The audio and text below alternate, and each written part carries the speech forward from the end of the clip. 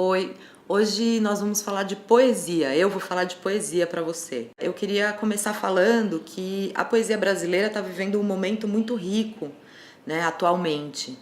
Ela não é mais colocada como o patinho feio da literatura. A poesia já veio para frente, já está em destaque e a gente consegue pontuar esse momento de virada assim da poesia. Foi a publicação do Toda a Poesia, né, a poesia completa do Paulo Leminski pela Companhia das Letras há alguns anos atrás.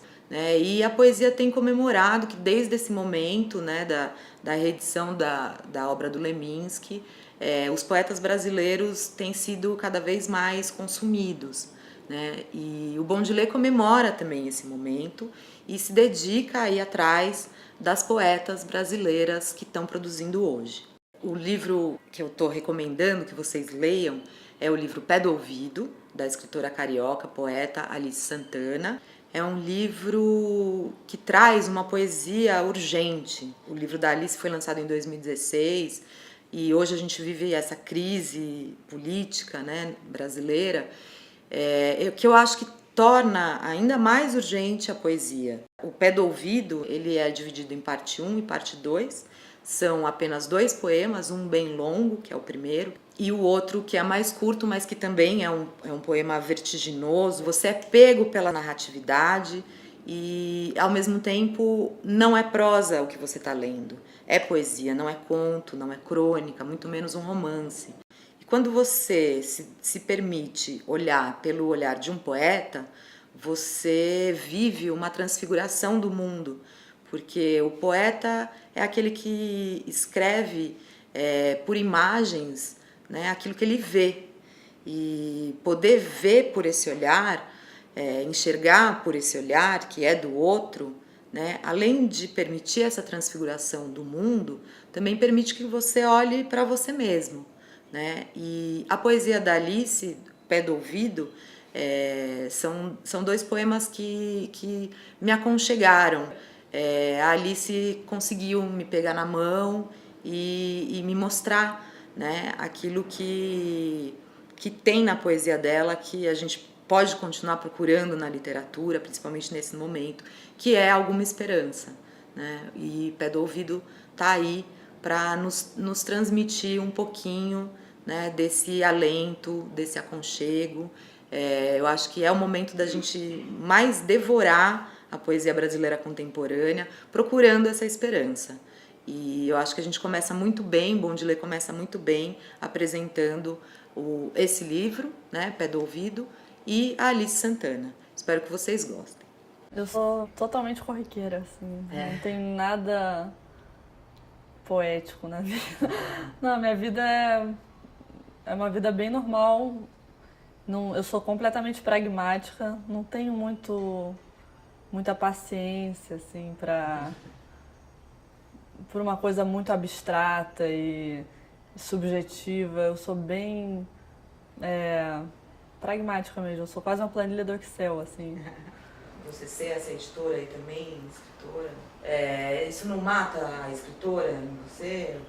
Não, eu acho que eu aprendo muito, assim. Eu acho que o que mata um escritor, vou falar uma grande frase, nem sei se eu acredito nisso, mas é não ter assunto, assim. Tendo assunto, tudo vale. Mas eu acho que dá pra ver do outro lado, assim. Ter assunto e aprender sobre o que você faz, teoricamente só deveria te ajudar a fazer melhor, né? Eu não sei se eu faço melhor do que eu faria se eu trabalhasse com biologia ou medicina, mas eu acho que se eu fizesse biologia ou medicina e tivesse assunto, poderia ser muito interessante, mais do que até trabalhando com livros, né? Eu acho que o que importa é ter assunto, assim. E eu acho ótimo o trabalho de edição. Quando eu recebo resposta de editor, eu gosto muito, assim. Me lembrei de um exemplo, uma vez na Ilustríssima foram publicar um poema lá que eu tinha escrito. E aí tinha uma parte que eu falava assim, o prédio vai cair e todos precisaram evacuar. Aí eu escrevi aquele negócio, estava no meio do poema, nem percebi que era horroroso, né? E aí a editora me deu um toque assim, olha, a gente está fechando a edição, só queria saber se é isso mesmo, todos precisaram evacuar.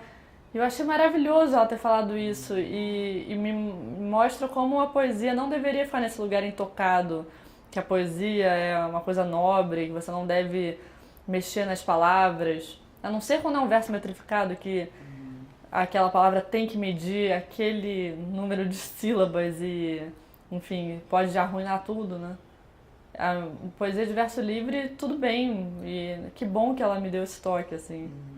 Eu acho que o editor é muito bem-vindo sempre, assim. Mesmo que o autor não acate as ideias, né? Eu gosto muito de ouvir sugestões e tal. Sim, acho que a primeiríssima foi na Cristina César mesmo. Minha primeira poeta, assim, que eu realmente fiquei encantada. E o Ferreira Goulart, o Poema Sujo, foram as duas coisas que eu li que realmente me chamaram muita atenção quando era adolescente. Hoje eu leio muitos poetas contemporâneos, assim, eu gosto muito do que se escreve agora. Então, dessas poetas mulheres que a gente estava falando, Ana Martins Marques, Angélica Freitas, Marília Garcia, Bruna Beber, eu acho que tem uma safra incrível, assim. E o Armando Freitas Filho, o Paulo Henrique de Brito, Chacal, o Canaan Ferraz. Você lê muitos contemporâneos? Muito. Eu leio de um jeito bem, assim, livre, mas eu gosto muito do que se produz agora. Acho que a gente está num momento muito feliz e produtivo, assim. Eu não quero ser muito polêmica, assim, mas eu acho que o Rio produz mais poetas que São Paulo na minha cabeça, hoje em dia, assim. Acho que tem muitos poetas morando aqui, mais do que no Rio, talvez. Sei lá, tô falando de um jeito totalmente geral e inconsequente, irresponsável, mas dos meus amigos, é o que eu vejo. Acho que isso pode ter a ver também com o CEP 20.000, que é Chacal. Exatamente. O Chacal organiza, sei lá, 27 anos, todo mês um encontro para experimentações poéticas, e aí é um nicho mesmo. No Rio existe essa tradição que é muito forte. Todos os poetas que publicam, enfim, acabam passando em algum momento pelo Rio, pelo CEP 20.000. É muito difícil você ver um poeta carioca que não tenha passado pelo CEP. Comecei a escrever nova, com 15 anos, poesia, né? Antes disso eu escrevia contos, crônicas para a escola. E aí eu fiz uma viagem, fiz um intercâmbio para Nova Zelândia, com 16.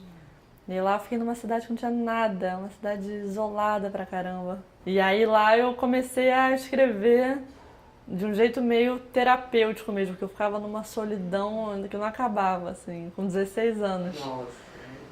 Mas foi uma experiência super forte, assim. Eu não sei se eu teria começado a escrever poesia se não fosse esse começo, assim. Se eu estivesse no Rio, na minha vida normal, do dia a dia, escola, sei lá.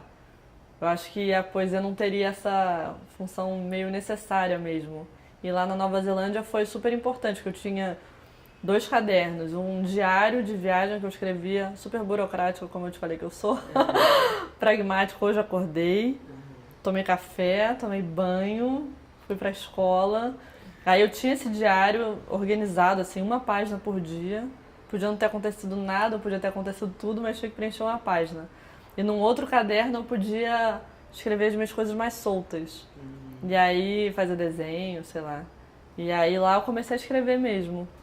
Mas, sei lá, é isso. Viagem é tão importante, né? Acho que a escrita tem muito a ver com o lugar onde você tá. Meio óbvio dizer isso, mas nem todos os poetas têm uma relação tão forte com a cidade. Às vezes tem uma relação mais forte com outro assunto.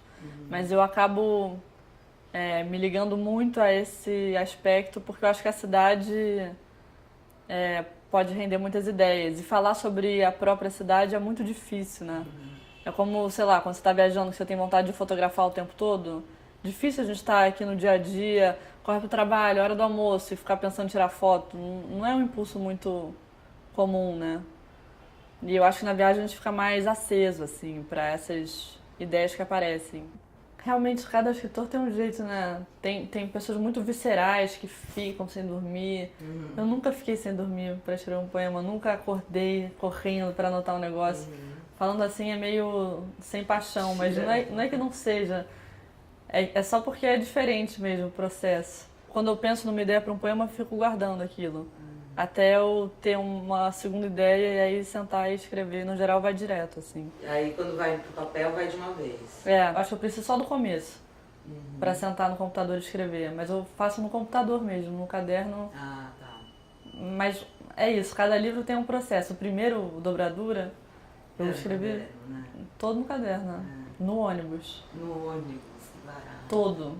E aí, agora, sei lá, depois que eu passei a pé pro trabalho, a vida melhorou, mas ao mesmo tempo não tô mais escrevendo no caderno, escrevo só no computador, assim.